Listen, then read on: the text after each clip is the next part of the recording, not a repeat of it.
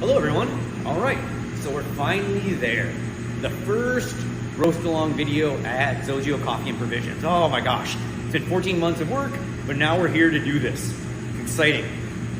I had to choose a coffee for this first roast along video, and so I figured we'd kind of do something fun. So what we're gonna do for this one, and it might be controversial for some of you roasters out there, pre-blend. I know, blends, why are we starting with the pre-blend? I don't know. We're starting with it just because it's a fun, dynamic roast, and it's something we need for inventory. So we actually need this coffee for inventory, so that's why we're gonna roast it.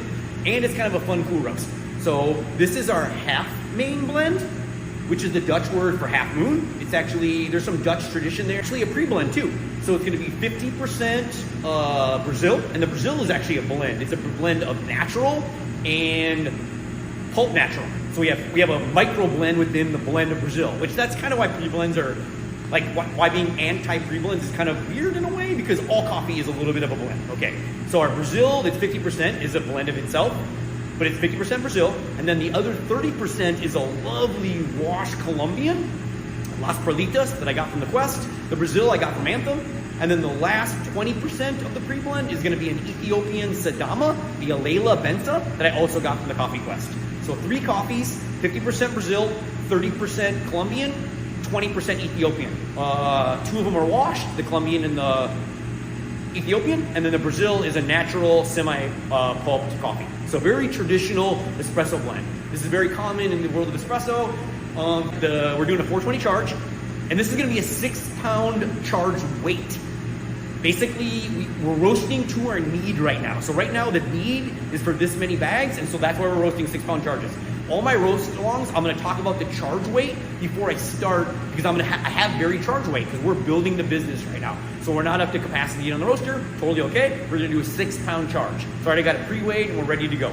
With that 6-pound charge, I'm doing a 420 drop, 0 air or low air, I wanna say, and 0 gas. Okay, so for the phases, we're looking for a 5:55 or a little bit under 6 minutes for our green to yellow transition or for our dry phase. Then I'm looking for 9:40 at first crack, or that would be roughly 3 minutes and 45 seconds in mid. Then for development, I'm looking at plus 2 minutes, basically going around 15 to 17 degrees. So 2-minute development phase going around 17 degrees. As we roast, I'm gonna bring you guys in on all this as we go. Okay, I think we're good on the basics. I'm just gonna turn off the roaster. I always like to get 20 degrees above charge, so around 440. I'll turn the airflow to low, and then I'll let it come down to our 420 charge. I'm gonna get that going right now. Also gonna turn my gas though before I turn it off to my starting gas, and then I turn it to just pilot. That way it's removed one of the adjustments I need to make right away when things are happening hot and heavy. So my initial gas is 2.5 inches of water column, so I'm bringing it to 2.5, and then I'm gonna turn it off. I'm gonna leave the mid air on for a little bit just so I can bring some of the energy out, but once we get to 440, then I'm gonna flip it to low air, because then I really want it to stabilize in the airflow setting that we're gonna start with. So there's no kind of tricking of the thermal battery of the drum. We're not tricking any of our thermocouples into thinking it's hotter or colder than it is. It'll make it more consistent, more repeatable. For this coffee, we're gonna do a little bit of a stop before we start the roast. Or we're not gonna have the fuel on, I should say. We used to call it a stop and go. I'm not sure really what we're calling it these days. Soak, I guess we're gonna soak it a little bit. That's it. So now we're at low airflow, and we're gonna let the drum basically come down to 420 at the low airflow. That's our starting airflow, so we're all good. So one thing that happens quite a bit, and it's actually happening right now, is when you adjust your airflows, that does have a huge impact in the way the energy is moving through your roasting machine, your roasting system. So I had the mid airflow on, and I was bringing it up in temp, and then I basically got it too hot, so I left the mid airflow on for a bit so I could bring more of that energy out. I was actually 40 degrees above my charge, and then once I got to 20 degrees above my charge, I lowered my air to low air. But I just turned around and realized that it was going up in temp, because all that energy was moving through the system at that medium airflow setting, and then I turned it to low, and then I just kind of bottled up that energy. And every roaster's got a little different personality, so there'll be a little bit of time where it sits like that, probably goes up in temp because you have that bottled energy, but then it'll eventually reconcile itself and then start going back down. And doing that prepares the drum to be always consistent for a 420 charge with our airflow. If I left the mid airflow on, basically right up to charge so I could get it down to 420. Then the same thing would be happening with the beans inside, so we'd be getting kind of like a false movement, I want to say. So instead we let this happen with the drum empty, and then we're good. I'm gonna get ready to charge, we're close.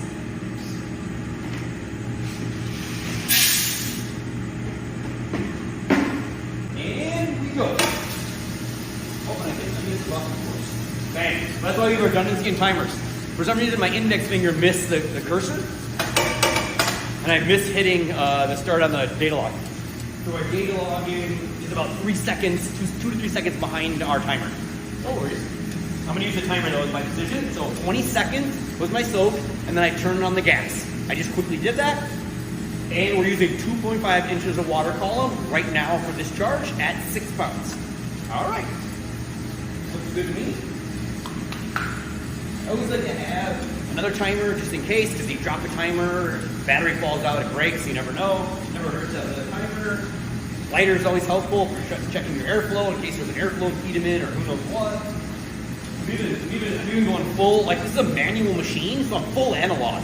So I'm even using the analog Sweet Maria's rose card for rose color. You know, it always helps to look at the physical changes of the coffee. You know what I mean? Like, as a culinary artist, this all started with me watching my grandma's oven. My grandma had one of those double ovens, and the bottom oven had a window.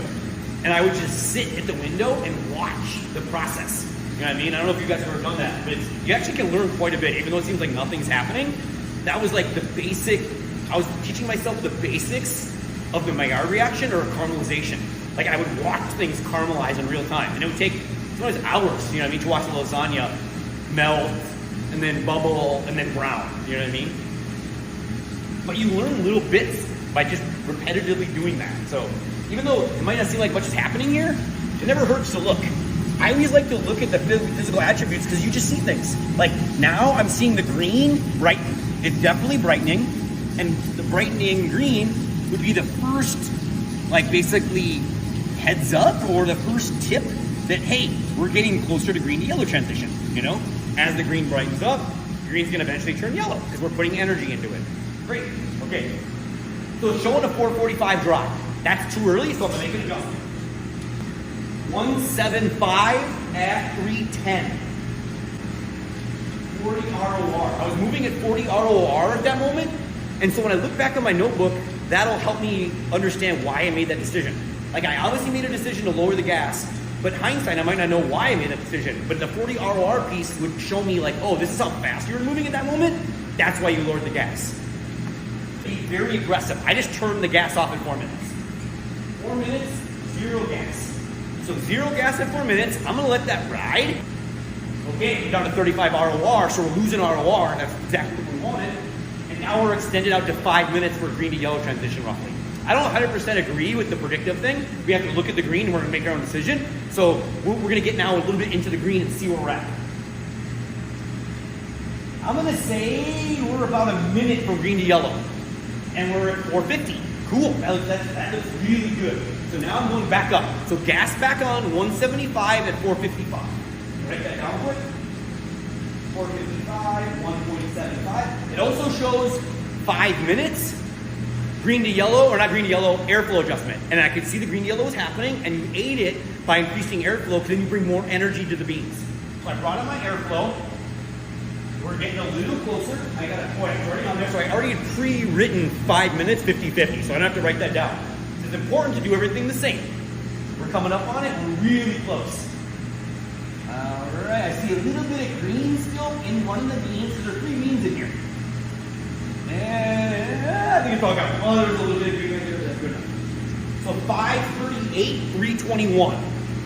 Green to yellow. You can tighten it up a little bit. I'm going to get in here now in the trier. I haven't really looked at trier yet yesterday because the beans, have, to a certain degree, have just been moving around, and I've been looking at cyclops. But now we're starting to get into another phase of development, so I actually want to look at the physical attributes of the change of the bean. And so I just want to get a little of that in there. Also make sure there's no scorching. Every once in a while a defect bean also pops up right there. I feel like sometimes it's because they're less dense. Throw those out, no reason to leave them in there.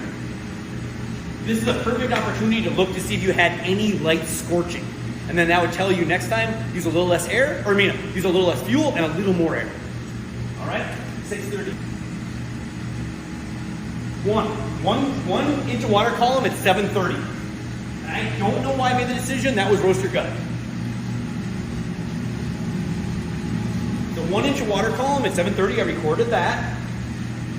9:10 for our predictor on crack, which is good.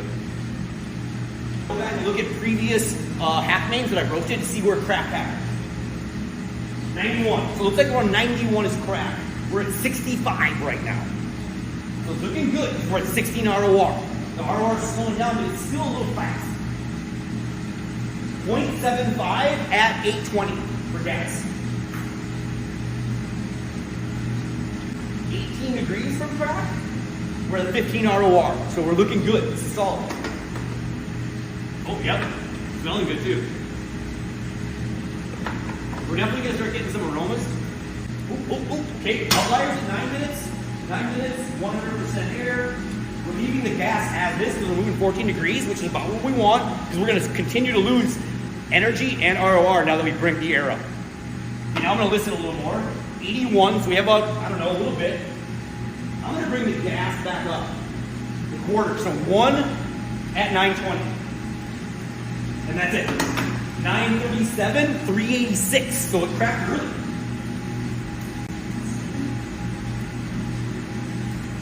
386. Okay, so now it's 1037, 1137.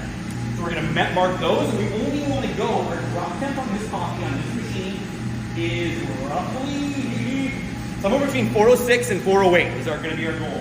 10 minutes. All right. 389. We're moving at 8 ROR, so we're moving pretty slow. So I'm glad I made that subtle up in gas, because I'm thinking crack's happening and it puts a lot of moisture into the system and it tends to run the system down quite a bit and go a little long in development. Okay, 1025. So 1 minute into dev, roughly I'm usually around 400. So now we're coming up on that and we're definitely dragging on this roast. Okay, we're going 1 minute into dev. We're definitely moving a few degrees slow. We're just gonna let this ride though. We're gonna pick up a little bit of speed and I might end up extending the dev a little bit just to get us a few more degrees if we're running up a little short to drop temp. All right, now I'm gonna get on the dryer. Just looking at the, oh yeah, good color, good smell. Oh yeah, oh yeah. Still hearing some popping in there. So basically what's going on right now is when I made that other adjustment where I brought it down to 7.5, that was a bad idea. This is our one roast of the day, and the thermal battery is a little bit low. And so making that subtle adjustment, it meant that we lost a little bit of momentum in our development phase, which is super important. So I'm keeping it running now.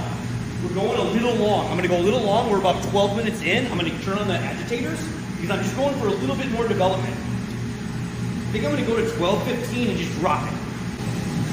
Crack is just ending. All right, and I'm gonna do. So I put the air so it's all through the tray, and I just dump the beans. All right, I'm gonna let it spin for a little bit. Wipe up the front.